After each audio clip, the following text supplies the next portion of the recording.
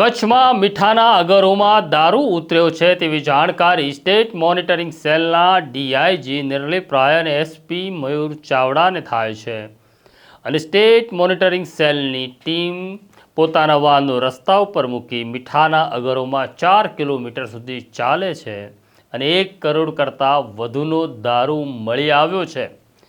કચ્છમાં આ ત્રીજો મોટો દરોડો છે। આમ અત્યાર સુધી 15 દિવસની અંદર સ્ટેટ મોનિટરિંગ સેલે કચ્છમાંથી ₹7 કરોડનો દારૂ પકડ્યો છે। તેની વિગતે વાત કરવી છે। વૈષ્ણવજન તો તેને કહીએ જે પીડ પરાઈ જાનાને રે।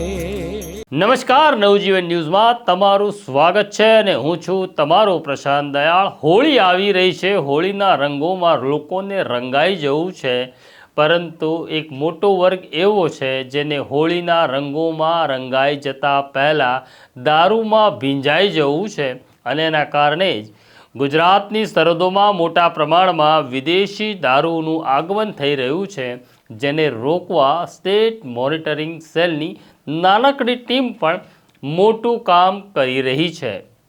વાત એવી છે કે સ્ટેટ મોનિટરિંગ સેલને 5મી તારીખે એક સંદેશો મળે છે અને ત્યાં દરોડો પાડતા ₹2 કરોડનો દારૂ સ્ટેટ મોનિટરિંગ સેલે પકડી પાડ્યો।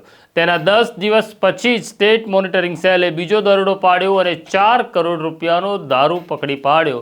આમ 10 જ દિવસમાં 6 કરોડનો દારૂ પકડાયો।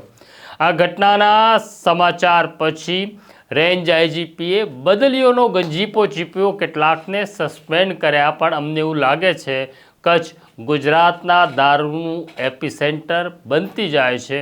અહીંયા બધાને જ ખાઈ પીને મજા કરવી છે, કારણ કે કચ્છની તાસીર જ જુદી છે।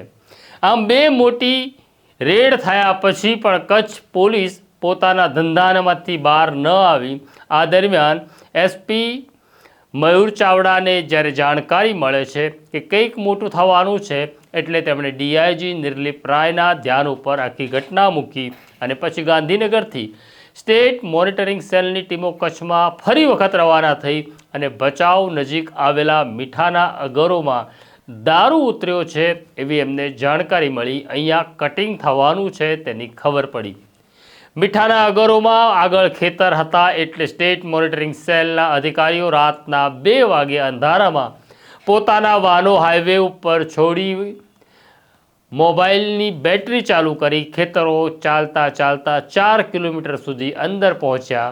ત્યારે ત્યાં વાહનોમાં દારૂનું કટિંગ ચાલી રહ્યું હતું। એસએમસીના મોબાઈલની લાઇટો જોઈ બુટલેગરો ભાગ્યા। સ્ટેટ મોનિટરિંગ સેલની ટીમો ત્યાં પહોંચી, જોયું તો ત્યાં 500 પેટી દારૂ હજી પણ બાકી હતો। કેટલો દારૂ જતો રહ્યો એની જાણકારી મળી નથી, કારણ કે આરોપી એસએમસીને જોઈને ભાગી ગયા હતા, પરંતુ 500 પેટી જે દારૂ મળી આવ્યો છે તેની અંદાજિત કિંમત 1 કરોડ કરતાં વધુ થવા જાય છે।